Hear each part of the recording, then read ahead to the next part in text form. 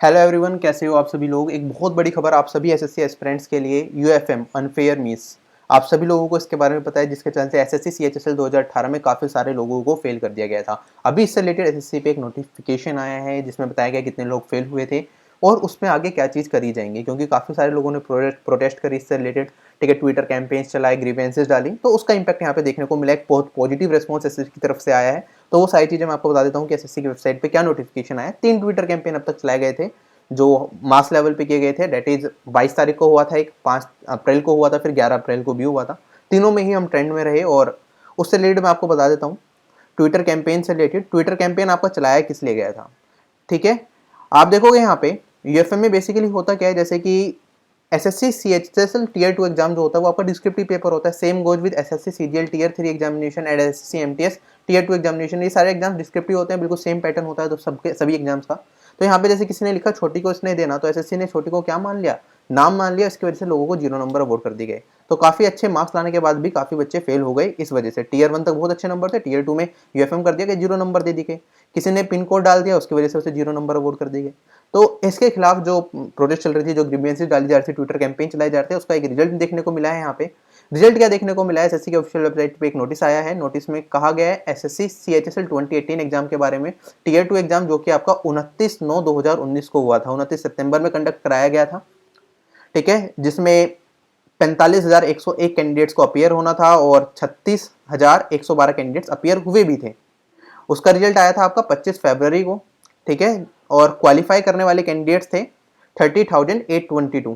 कितने लोगों को यूएफएम दिया गया था, अनफेयर मींस के ग्राउंड पे 4560 कैंडिडेट्स को फेल कर दिया गया था। एक बहुत बड़ा नंबर यहाँ पे हमें देखने को मिला है। और एसएससी एचएसएल में फिर भी लेटर में कुछ चीजें तो दे रखी थी, एसएससी सीजीएल में तो बिल्कुल इम्प्रॉपर लेटर दे रखा था। तो वहां पे काफी ज्यादा चांसेस थे कि अगर आप खुद भी कुछ एक्स्ट्रा ऐड करते हैं तो आपको 0 नंबर दे दिए जाएंगे, जैसे कि सीएचएसएल में हुआ है।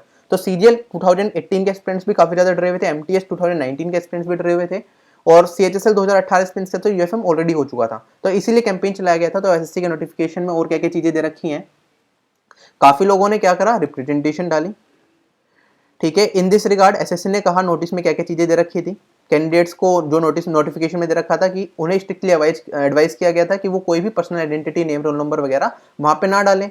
और जो शीट दी गई थी एग्जाम टाइम पे, उसमें ये इंस्ट्रक्शन दे रखी थी, इसमें एक चीज एक्स्ट्रा ऐड कर दी गई थी, दैट इज रियल और इमेजिनरी।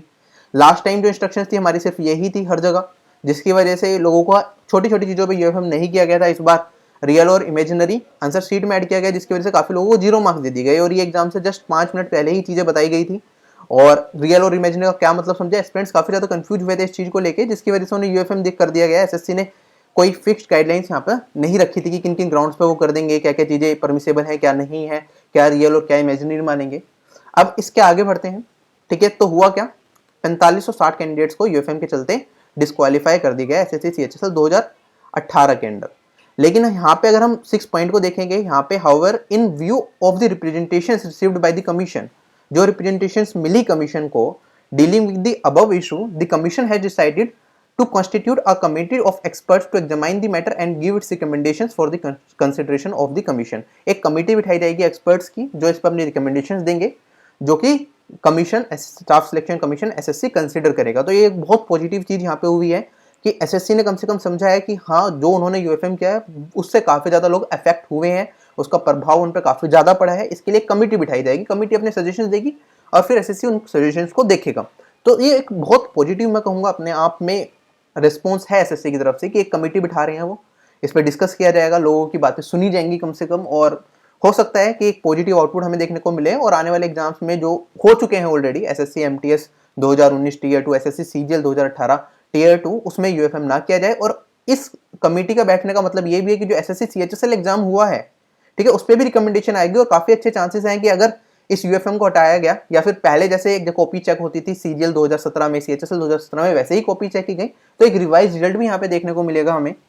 तो एक बहुत पॉजिटिव चीज यहाँ पे निकल के आई है, और यही इन्फॉर्मेशन मुझे आप सभी लोगों को तक कन्वे करनी थी।